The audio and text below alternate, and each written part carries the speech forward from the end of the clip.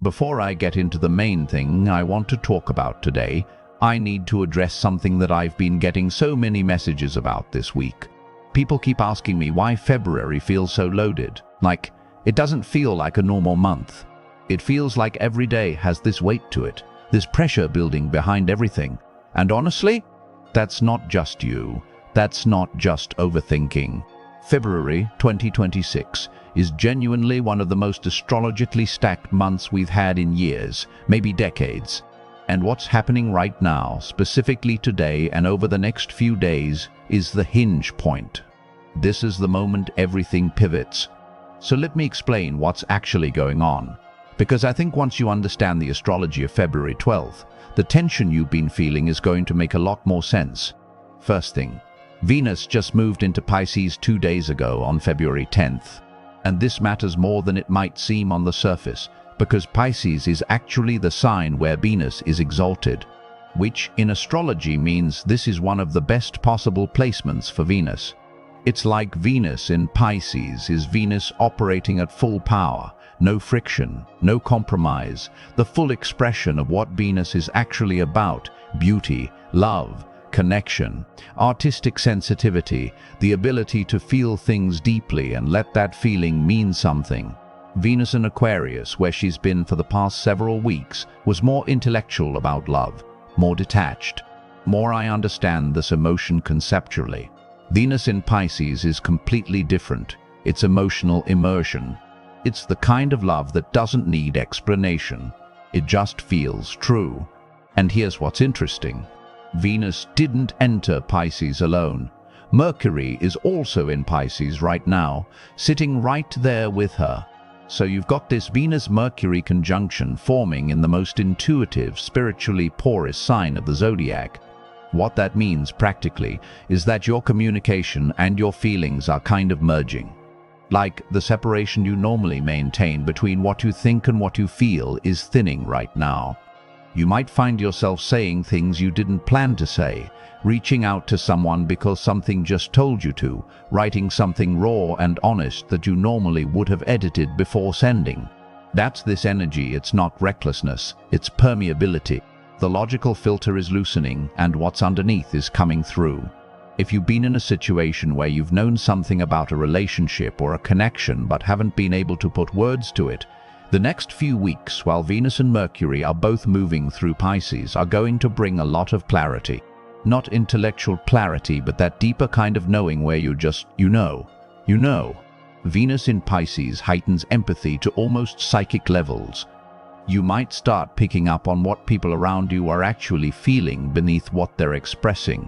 Pay attention to that. Your intuition about people is running really sharp right now. The shadow side of this placement, and I want to mention it because it's real, is that Venus in Pisces can blur boundaries in love. The same openness that makes this such a beautiful placement can also make it easier to project what you want to feel onto a situation rather than seeing it clearly. There's a tendency under Venus in Pisces to romanticize, to see someone's potential rather than their reality, to make excuses for behavior that doesn't quite sit right because the feeling is so compelling. So yes, lean into the openness and the intuition, but also keep a small grounded part of yourself watching. Not to shut down the feeling, just to make sure the feeling is responding to something real. Mercury is right there with Venus, and Mercury wants facts alongside feelings. Let them work together. For some of you, what's coming up with Venus and Mercury in Pisces is going to be about a creative project as much as a relationship. Pisces is one of the most creatively fertile signs in the zodiac. The ideas that are moving through right now, the ones that feel almost like they're coming from somewhere outside of you, those are worth paying attention to. Capture them, write them down, don't wait for them to be fully formed. The refinement comes later. The download needs to land first. And actually hold on before I keep going. If this is already hitting for you, leave a like and subscribe. I do these breakdowns regularly. And drop a comment below saying Pisces season is here so I can see who's tuning in. Okay, back to it. So, Venus in Pisces, Mercury in Pisces, intuition is heightened, emotional truth is rising. That's one layer of what's happening today. But the bigger story, the one that I actually think explains why February has felt like this tense, charged, something is about to snap kind of month, is what Saturn is doing. Saturn is at 29 degrees of Pisces right now. And if you know anything about the 29th degree, you know that's what astrologers call the anaretic degree. It's the final degree of a sign. And the energy of a planet at the 29th degree is this incredibly concentrated version of everything that sign represents, like it's distilling down into its most essential meaning right before the door closes. Saturn at 29 degrees of Pisces is doing this right now. Tomorrow, February 13th, Saturn crosses into Aries. And that ingress, that moment of Saturn entering Aries, is one of the most significant astrological events of this entire decade. So today, February 12th, is the last full day of Saturn in Pisces for years. Actually, let me put this in perspective. Saturn won't be back in Pisces until 2052. If you're in your 20s or 30s right now, you will likely be in your 50s or 60s the next time Saturn transits Pisces. This is genuinely a once-in-your-generation kind of shift, and you're living the final hours of it right now. Saturn has been in Pisces since March 2023, almost 3 years, and during that time, Saturn in Pisces was asking everyone to build structure around things that are naturally formless: spirituality, creative vision, emotional healing, intuition, the things we can't see or measure. Saturn asked us to take those things seriously, to not let them float away into fantasy, but to actually work with them, commit to them, make them real. Some of you spent these 3 years building a spiritual practice. Some of you worked through grief or healing that you'd been avoiding for a long time. Some of you were forced to get honest about things you'd been dreaming about, but not actually doing. Some of you confronted the places where you were using spiritual ideas or emotional complexity as a way to avoid facing concrete reality. All of that is Saturn in Pisces. Saturn in Pisces also had a way of bringing certain illusions to the surface. If you had a relationship, a belief system, a self-image, a financial situation, anything that was being held together by wishful thinking rather than actual reality, Saturn in Pisces had a way of dissolving the fog around it. Not always comfortably. Sometimes that clarity was genuinely painful. But there's a difference between pain that opens something and pain that just hurts.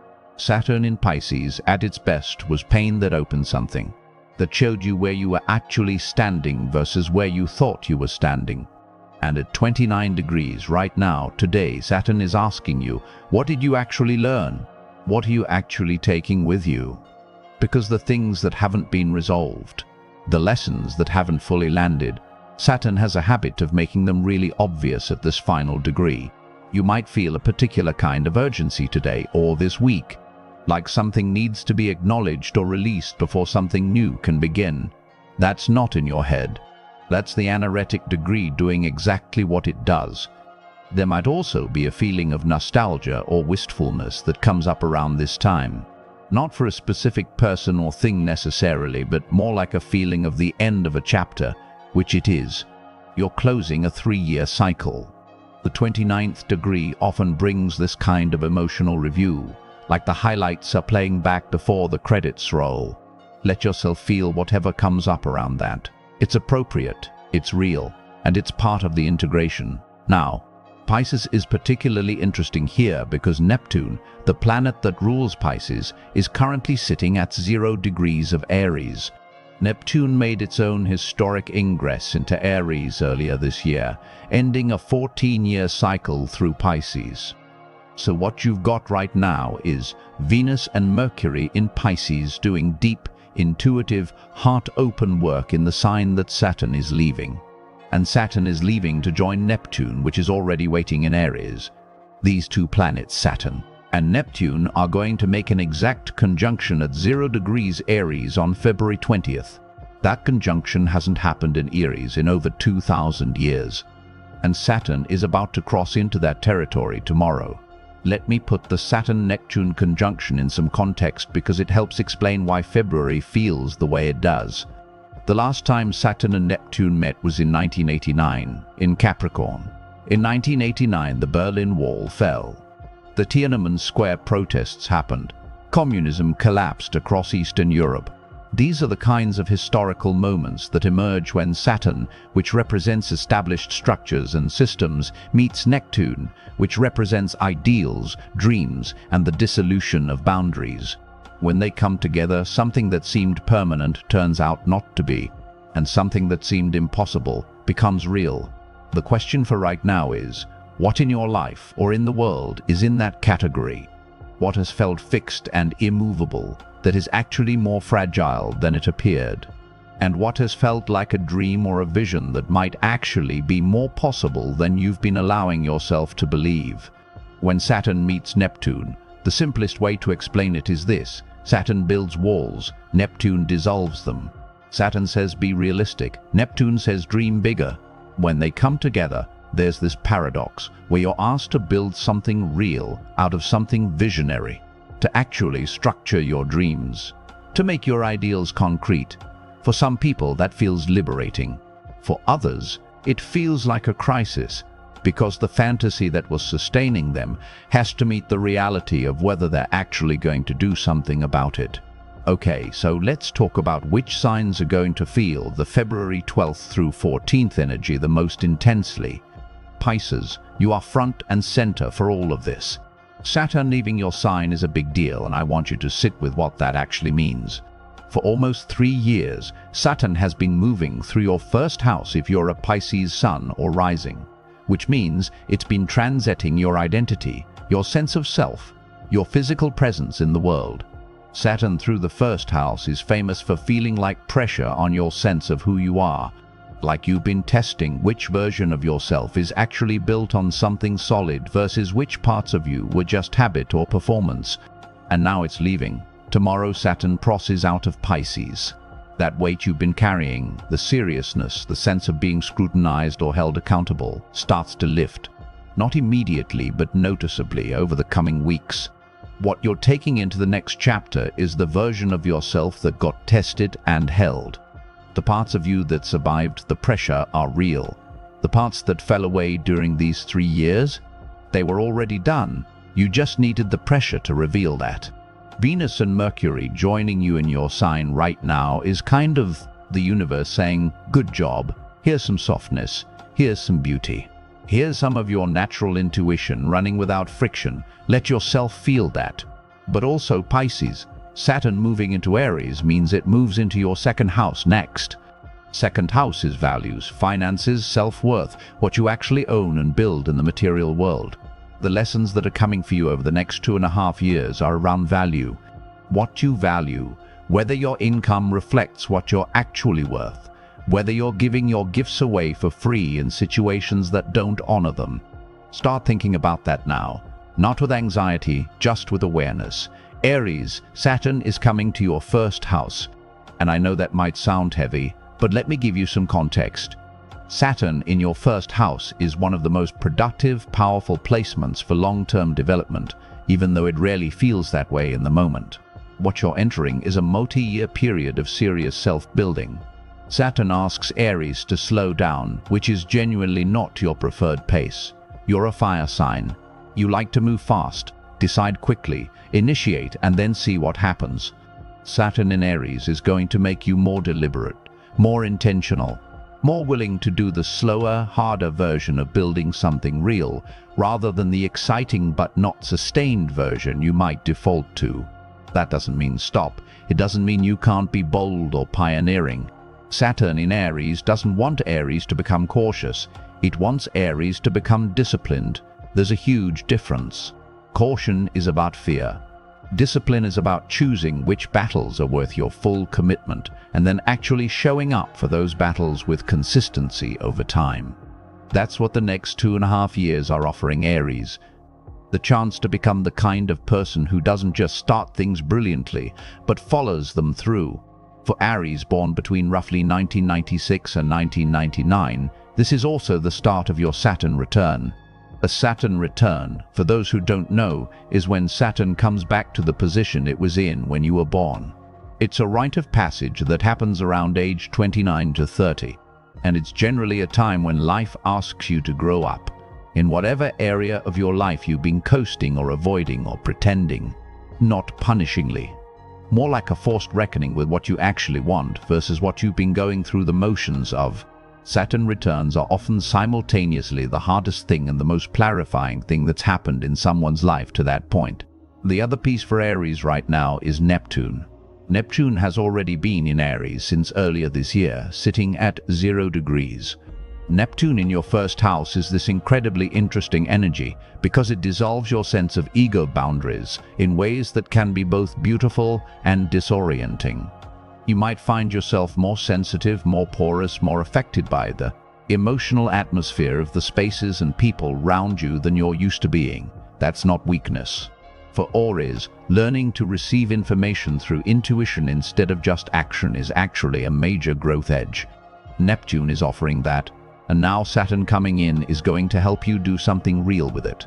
If you're an Aries and you've had a big dream or vision that you've been wanting to act on, watch what happens over the next few weeks.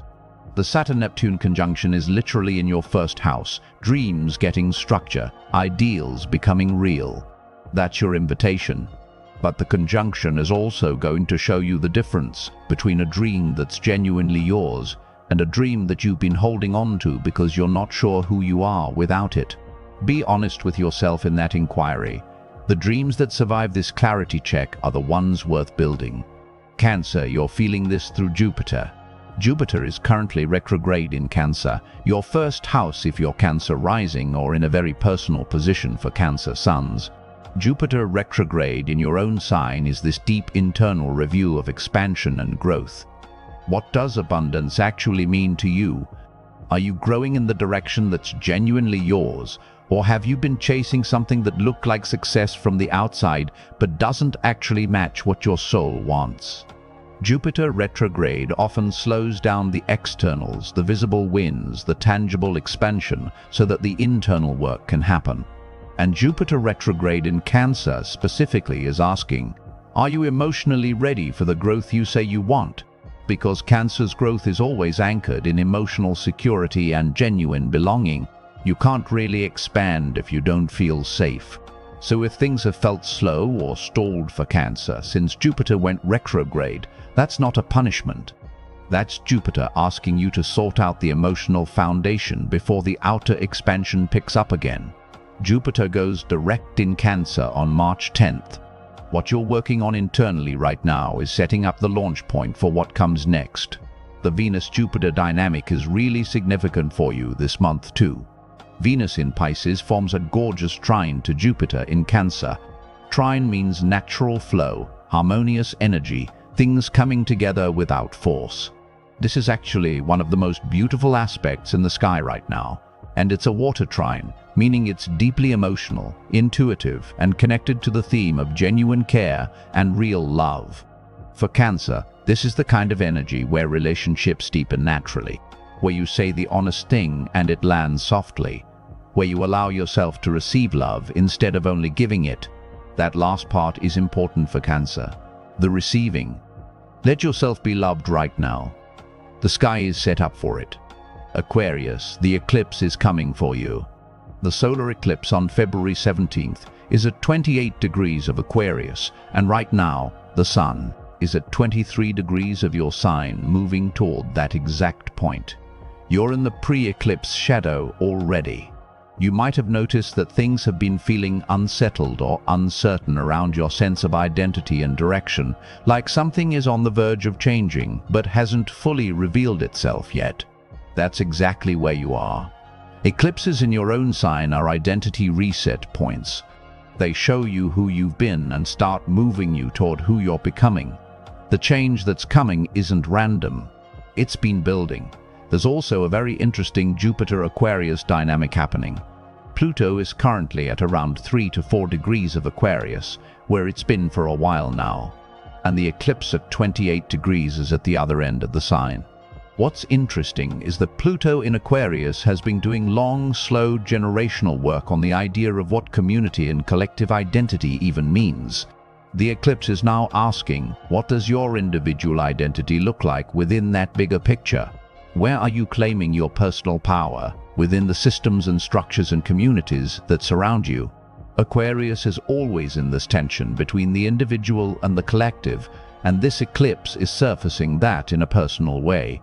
One thing to know about this eclipse, it squares Uranus, which just turned direct in Taurus on February 3rd. Uranus direct adds a quality of sudden movement, like something that's been stuck or slow is starting to move again. The combination of a solar eclipse squaring Uranus means some of the changes that come in around February 17th might feel abrupt or unexpected, not necessarily in a bad way. More in a, oh, okay, that's the direction kind of way. Things that weren't clear are about to get clear, and things that were clear but needed an external push to move are about to move. For everyone, regardless of your sign, what's important to understand about right now is this. We're in a waning crescent moon phase, dark moon territory. This is the part of the lunar cycle that's about completion, release, rest before the new. It's not an energy for pushing. It's an energy for letting things fall away that are already loosening.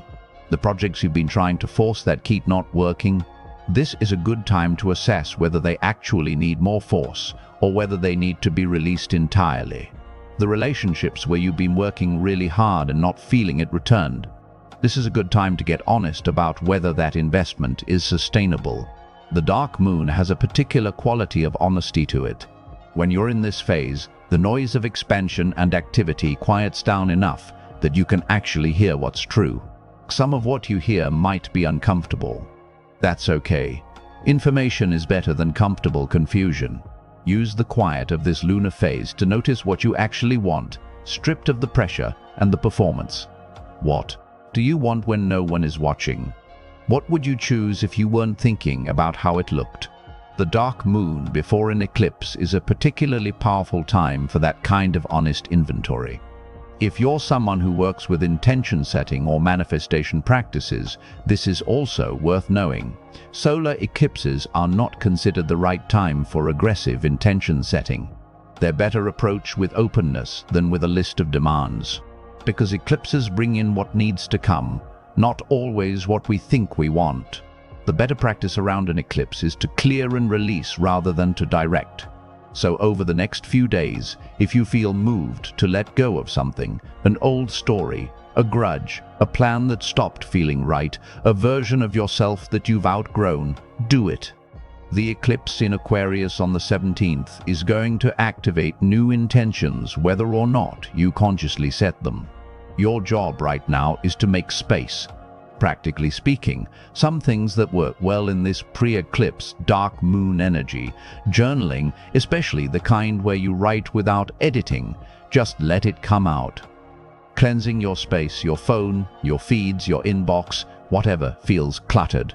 Having conversations you've been putting off, because Venus and Mercury in Pisces make honesty land softly right now. Resting, genuinely resting, not productive resting where you're secretly still working. Just rest, because a lot is about to move and your nervous system will benefit from stillness before the motion. And then the solar eclipse on the 17th is going to bring in a completely new lunar cycle and a new set of intentions. You'll feel the shift. But right now, on February 12th, in this dark moon energy with Saturn at the final degree of Pisces, the invitation is to notice what you're already done with, what's already ending naturally, what you've been holding on to out of habit rather than genuine care. There's something about Saturn leaving Pisces that feels like waking up from a long dream. Not in a harsh, jarring way. More like the light has shifted and you can suddenly see the room more clearly. Things that were foggy or undefined during these 3 years are starting to have more definite shape. The uncertainty that you might have been living with for a while is starting to give way to something you can actually work with. And into all of this, Venus is in Pisces, which means love is soft and open and real right now. Mercury is in Pisces, which means your words can carry feeling right now if you let them. The intuition is working. The emotional intelligence is high. Use it. Say the thing you've been circling around. Have the honest conversation you've been avoiding. Reach out to the person you've been thinking about. Pisces energy dissolves the hesitation that normally lives between what you feel and what you express. The window is open. All right, look, Saturn, leaving Pisces tomorrow is not going to be easy for everyone, because big changes rarely are. Some of what's clearing right now has been with us for years, and even things we know are done can still feel strange to let go of. There's a difference between knowing something is over and actually feeling okay about it being over. Those two things don't always happen at the same time. You might have known for months, even longer, that something in your life had run its course. A relationship, a way of seeing yourself, a belief you'd been holding on to because it felt safer than the alternative. Knowing it's done and actually releasing it are separate steps. And you don't have to rush from one to the other. The transition is still real, even if it's uncomfortable, even if there's grief in it, even if you're not sure what comes next. The uncertainty doesn't mean something went wrong. It means you're actually in the moment of change, instead of just talking about it from a safe distance. What I also want to say is that the grief, if there is grief, is legitimate. Saturn in Pisces did ask a lot. It asked you to be honest about things that were easier to leave undefined. It asked you to take seriously the parts of yourself, your creative life, your spiritual life, your emotional patterns that are genuinely hard to quantify or explain to anyone else. A lot of what happened over these 3 years wasn't visible to the outside world. The internal shifts that happened didn't always translate into events or announcements or things you could point to. And that can be isolating. It can leave you feeling like you worked really hard and have very little to show for it. I want to push back on that, because I think what you built is just quieter than what society usually celebrates. The things you built are in how you see yourself now versus how you saw yourself in March of 2023, in what you're no longer willing to tolerate, in the ways you relate to your own intuition and your own emotional truth. Those changes aren't small. They just don't always come with a certificate. But I genuinely think we're all more ready for this than we realize. 3 years of Saturn in Pisces taught us something about what's actually real in us. And I want to sit with that for a second, because I think it's easy to underestimate how much this transit asked of people. Saturn in Pisces wasn't flashy. It didn't announce itself loudly. It worked quietly, in the parts of you that nobody else could see. In the private moments when you had to decide whether to keep pretending or start being honest. In the way your relationship to spirituality or faith or your own inner life either deepened into something you could actually rely on or finally revealed itself as something you'd been performing. In the way your creative work either became more genuinely yours or you had to admit you'd been avoiding it. In the relationships that either grew into something real during these years or quietly stopped making sense. 3 years of that kind of interior work is significant. Even when it felt like nothing was happening, something was always happening underneath. Saturn in Pisces did its work on you, and the proof isn't in what you can show anyone else. It's in what you know now that you didn't know 3 years ago. What's real is solid now. What wasn't real has already gone. That's not a loss, that's a foundation. And the distinction matters, because there's a version of this moment where you look at what isn't there anymore and feel like you failed, like the years were hard for nothing, like you came out the other side with less than you went in with. That reading is wrong. You came out with less of what was never actually yours to carry. You came out lighter in the places that were holding you back, and more grounded in the places that matter. That's a completely different accounting, and it's the accurate one. There's also something I want to say about what comes next, because I know some of you are looking at Saturn entering Aries and feeling a little anxious. Like, okay, one intense transit just ended. Do we have to immediately go into another one? And honestly, yes. That's how this works. But here's what I'd offer. You're going into Saturn in Aries with 3 years of internal work behind you. You're not the same person who entered Saturn in Pisces in 2023. The version of you that starts the Saturn in Aries cycle tomorrow is more self-aware, more honest about what you want, more grounded in what's actually real. That matters. Saturn in Aries is about building, about action. about having the courage to go after what you want with intention and discipline. And that kind of work lands differently when you actually know what you want and you actually trust yourself, which, thanks to Saturn in Pisces, more of you do. So take what's resonating from this, leave what doesn't, and trust yourself through whatever comes up over the next few days. Trust that the clarity you're feeling right now is real, even if you can't fully explain it yet. Trust that the things falling away are falling away because they're done, not because something is wrong with you. Trust that the new energy coming in with Saturn entering Aries and with the eclipse on the 17th is meeting a version of you who is actually ready for it, even if that readiness doesn't feel loud or certain or particularly dramatic. Sometimes readiness just feels like showing up, like still being here after everything, like being willing to see what comes next without needing to already know what it is. This is a big moment. You're in it, and the version of you that comes out the other side of this eclipse season is the one you've been building toward for 3 years. That version is ready, even if you don't feel it yet. The work was already done. If this was helpful, leave a like and subscribe, and drop "ready for the new" in the comments. I love seeing who's moving through this energy with me.